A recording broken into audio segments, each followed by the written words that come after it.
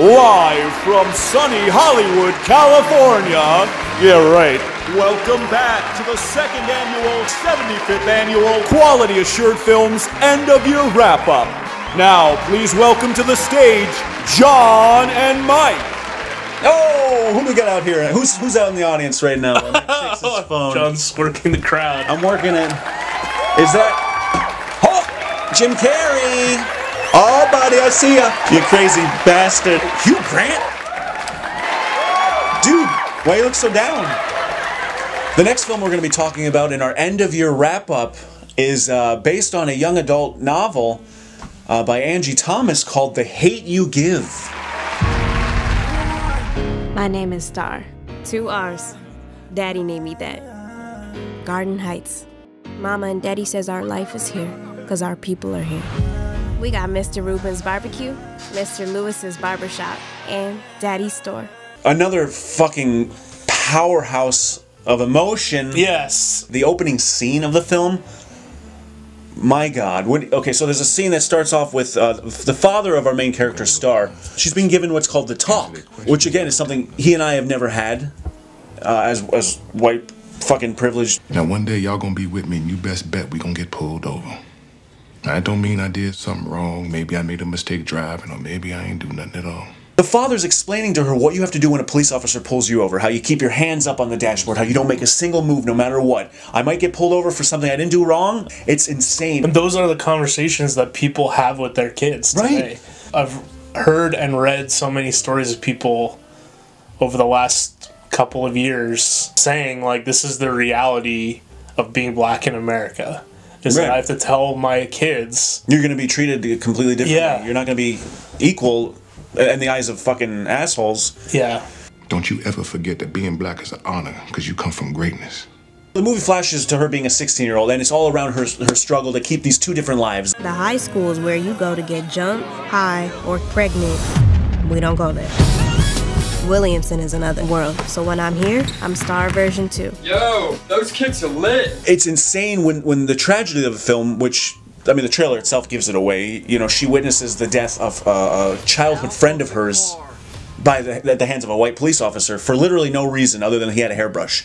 Which sounds familiar? Go back where he told you. Khalil, I'm not playing. Go back where... What did you do? At the end of the film, there's a scene where, you know, the little son pulls his dad's gun out to protect his family, and it's after all this shit has gone down, all this stuff with the police, all this stuff with the gangs, all this stuff with, like, trying to go out on the street and rally together and fucking stand up for rights. And it just crushed my heart because that little kid was like 7. And even the narration of Star comes on and she's like, the hate you give, it's the hate we give. And this is a perfect example of passing it along, and that little kid just not knowing anything other than, what do I do? Let me do what I've seen. Scotty, just put the gun down. I thought they had made that point well enough earlier. Something I liked about the movie is that, first of all, Father of the Year to Star's dad. Yes. Great character. He was great. Maybe when we get back, we can watch that Harry Potter and the Goblet of Half-Blood Gumbo Ghosts. The point I liked that he was making to Star was they talk about that phrase. They talk about the saying, the acronym. And he asks her, what does that mean to you?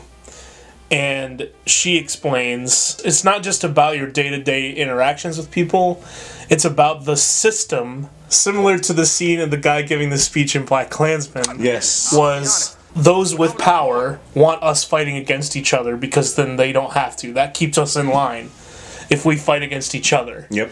But we can take away their power if all of us rise up together. Right. Powerful. And so there was a scene where they're having that conversation. Mm-hmm. And I thought, oh, good, you've made that point. I didn't also need the little kid to pull the gun out of nowhere. I don't want to take away from what you were feeling, but that just felt unnecessary. And I wonder, too, is this because, you know, it's a young adult novel sometimes in not that this was a kids movie, but sometimes in movies for younger people you have to like really drive home the message. Okay. So what better way to do it than to show literally a That's kid? a good point. Today, Garden Heights is reeling after the shooting of a 17-year-old black teenager by a white police officer. I'm a little upset that they did not nominate the lead girl to play star, Amanda Stenberg, because she was fucking amazing, and she's only, I mean, she was 19 when the film was shot, I believe. Okay. Maybe 18. And the amount of emotion she goes through and the speeches she gives. Yeah, very effortless. Yeah. I mean, that's how good she was. Right. Going from the scenes where she's at the party, to joking with her friends, to like the intimate moments in the car, to having the megaphone screaming on top of at the protest. It's like, yeah, totally agree. They overlooked her. This ain't about how Khalil died. It's about how he lived. Khalil lived. Her boyfriend is a white guy. Yes. You recognize that guy? He looked familiar. Do you want to know who he is? I mean, yeah. He plays Archie in Riverdale. Are you? Yes! So, it's not funny. Okay, I know this is not a comedy. I know that. But every scene he was in, I was like, this motherfucker is Archie. I know. Veronica Lodge. Archie Andrews. And she's like, have you ever seen someone die? And I was like, yeah, have you ever seen anyone die, Archie? Huh? Have you? Archie? And then she brings him home, and he's like, Star, this is a white guy. And he's like, I was like, Star, this is Archie. You brought home Archie? You brought home Archie? Good night, Star. Good night. Yeah, good night. Anthony Mackie, I find it hard to be afraid of him because he's Hawkeye. Nope. He's Falcon. Yep. So when I saw him and he was like, like trying to look angry, I was like, but it's Falcon though. Falcon. It's really important to me that Cap never finds out about this. I found the visual language of the film very interesting. There's a shot where they're driving to school as she's looking out the windows from her perspective, and the houses are getting progressively nicer as they go to her private school. So you're seeing the impact on the community, and you are to interpret that for yourself. Hands up! Hands up! Hands up! The color of the movie switches when it gets washed out in terms of the color spectrum when she goes to her private school. All the scenes at her private school are like cold. The color doesn't come back in until she goes back to her neighborhood. I also thought it was interesting that the movie was almost shot like a horror movie. It starts and it comes down from a crane shot onto the neighborhood. Oh, yeah. And then it ends with the crane shot going back out of the neighborhood. And there's scenes, you know, the son and the father are like making a final stand at the house. Yes. It's like a slasher movie, except the killer is racism. It's like our systemic racism. Wow. We live in a complicated world. It doesn't seem that complicated to me. Violence, brutality. It's the same story, just a different name. So my point that I was asking you to remember from Black Klansman. Yes. The theme of allyship. So that carried into this movie for me. Was being a bad ally. And so she had her white friend from her private school who said all the shit that you hear every day of like, all lives matter, right? And what's the big deal? And she's like appropriating slang for herself, right? If someone tries to do some shit to my girl, I have to get him. I'm serious, though. Haley must have watched Straight Outta Compton again last night. Come on, Star, pretend the ball's a piece of fried chicken. Yeah. And she's like, what? I was like, excuse me? We had fried chicken for lunch. Yeah. Star, just pretend the ball is a piece of fried chicken. I thought there was a nice scene between her and her mom. Oh, Regina Hall? If the good outweighs the bad, then you keep Haley in your life. But if it doesn't, you let her go. There's a scene where she's talking about, like, cutting her friend off and saying, like, I'm going to leave this person behind. But she grew up with this person, so she's kind of torn up about it. And I thought that was a nice scene to see in a young adult movie. We're telling kids, like, if people are shitty to you, it's okay to leave them behind. This is a normal part of growing up. That's true. I mean, especially in this context. But just a general scene in a young adult film, like having that conversation, I thought was pretty cool. It's about more than just Khalil. It's about black people, poor people, everybody at the bottom.